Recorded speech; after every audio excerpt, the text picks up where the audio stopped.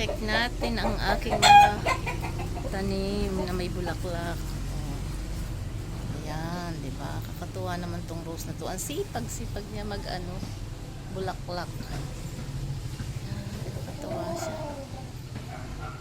Dami pang maliliit. Diyan, ayan. Aba, meron na rin palang bunga yung ampalaya. Malaki na rin. Ayan. Ayun pa, may isa pa. Ayun pa, may mga maliliit. Ayun, nakatago. Ay, katuwa naman to. Dito rin ako kumukuha ng mga kangkong pag gusto namin ng gulay. Kangkong sa talbos kamote. Uulan na naman.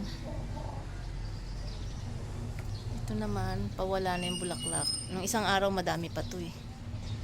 Pa nag ano na yung ano niya, bulaklak.